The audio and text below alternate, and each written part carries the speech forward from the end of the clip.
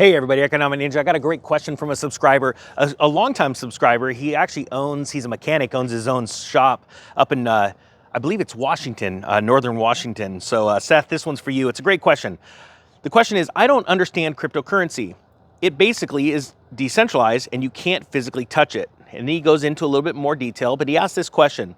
He goes, no one has ever answered who gets the money or where does the money go when you purchase a Bitcoin from a Bitcoin ATM, all right? So I actually want to explain that because it's very important, because this is on the heels of Walmart announcing they're going to come out with their own cryptocurrency, which quite frankly, this isn't financial advice.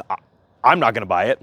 I don't think it's going to go anywhere, but there are going to be some incentives involved. I get that. But then they're also talking about going into the metaverse and all these other things. But also Walmart in 2021 announced that they had done a deal with Coinstar, where Coinstar was going to put in Bitcoin ATMs in some of their stores. Now, this is very interesting, but we're going to explain the Bitcoin ATM question. Put my phone away while it's blowing up. Thanks, Jim. Okay, so here we go. When a Bitcoin, let's use Walmart as an example. There's a Coinstar machine that you can go in and you could dump your change in, and you have a choice, right? You can either accept it in dollars and they take a fee from you, right? To, let's say you put $10 worth of pennies in there and they say, we're gonna give you back, if you want dollars, $9. I'm just throwing out random numbers, okay?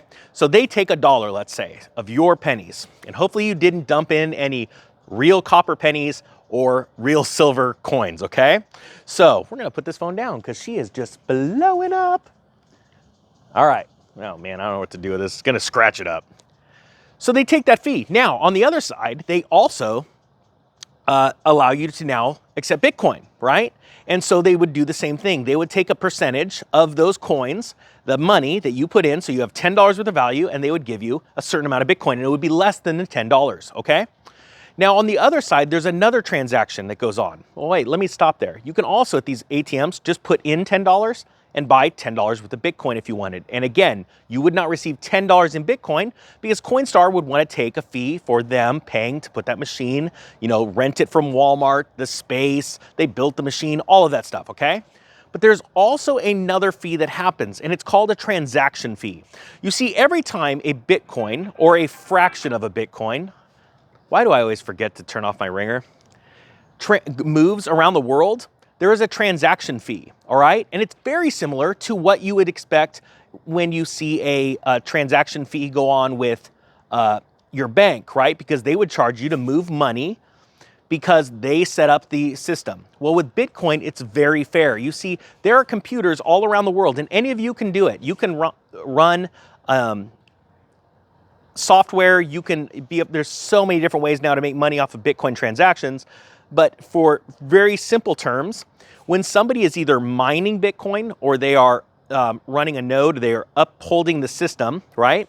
Their computer is using electricity and it's running all the data, keeping track of all of the sales, all the purchases and all that stuff using Bitcoin. Every time a Bitcoin is transacted from one wallet to another, there is a transaction fee, and is a microscopic little bit of Bitcoin, right?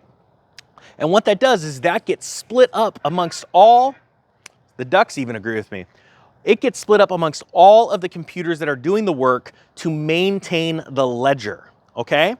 And so it is a very, very fair system because anybody can be a part of it. Anybody can download the software and start doing this with Bitcoin, right? Now, it's not as easy as just going and doing it, okay? It does take some skill and some understanding, but anyone, I'm very computer illiterate, and I forced myself to become a cryptocurrency miner, and so that is where it goes. So Coinstar is different, where they charge you a fee for using their equipment, but also you have to pay a fee for the Bitcoin transaction fee on the network. So I hope that explains Bitcoin transaction fees, and I apologize for the cell phone blowing up.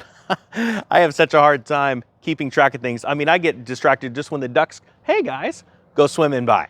I mean, let alone people going by. So with that being said, guys, thank you so much. If you have not invested in Bitcoin, I do have a affiliate link with an exchange in America that you can buy even XRP and take it off of the exchange. Not all of their coins allow you to withdraw.